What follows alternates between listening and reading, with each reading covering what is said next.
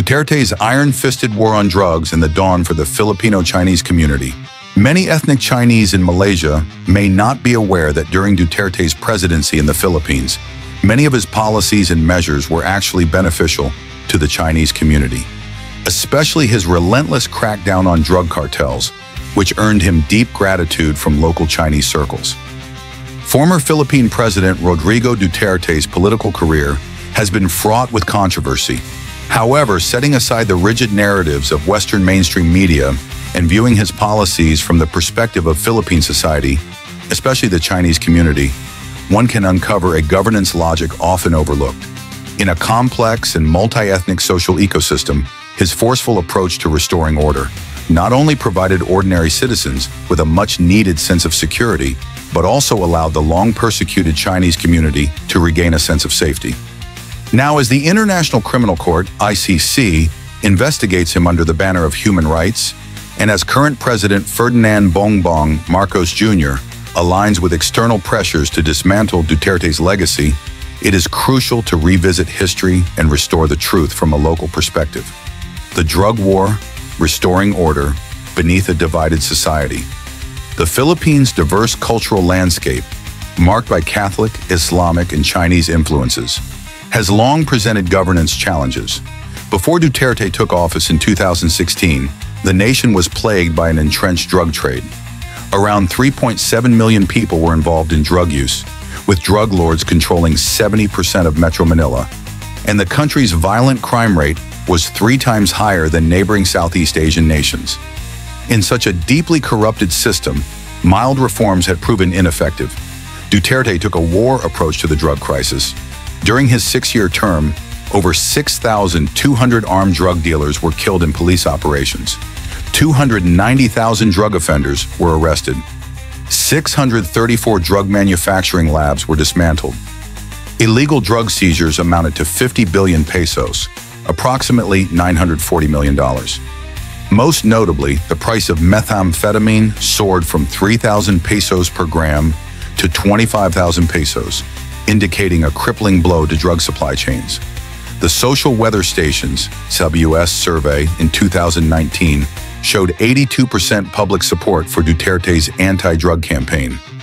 When parents no longer had to fear their children being lured into addiction and business owners no longer had to pay protection fees to criminals, abstract human rights debates were overshadowed by the tangible demand for safety. The Chinese community, from the shadow of crime to a haven of security. The Philippines, with a population of about 120 million, has an estimated 2 million people of Chinese descent, 1.7%, with approximately 1.5 million maintaining a strong cultural identity. Traditionally engaged in commerce, this community controls 60% of the country's retail sector and 35% of its manufacturing industry, making it a prime target for crime syndicates. According to the Federation of Filipino Chinese Chambers of Commerce and Industry, incorporated in 2015 alone, there were 87 reported cases of kidnappings targeting Chinese entrepreneurs, and businesses in Chinatown areas had to pay 15% to 30% of their profits as protection money to criminal groups. This systemic extortion came to an abrupt halt with Duterte's anti-drug war. Duterte's protection of the Chinese community was twofold. 1. Dismantling criminal networks in Chinese-dominated areas like Pasay and Binondo, severing their extortion rackets. Between 2016 and 2019, violent crimes against Chinese business owners dropped by 76%. 2. Legal reforms, such as amending the anti-kidnapping law, which criminalized ransom payments, effectively dismantling the kidnap-for-ransom industry. The impact was profound.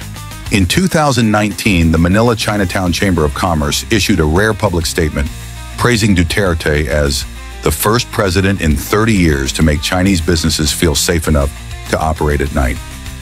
Misinterpreted justice, international criticism versus local realities. The criticism of Bongbong Marcos's administration in the ICC stems from a fundamental conflict in governance logic. Marcos, in an attempt to align with Western agendas, has weakened the anti-drug measures, leading to a 40% surge in drug-related killings in 2023. Meanwhile, the ICC's human rights absolutism fails to grasp the realities on the ground.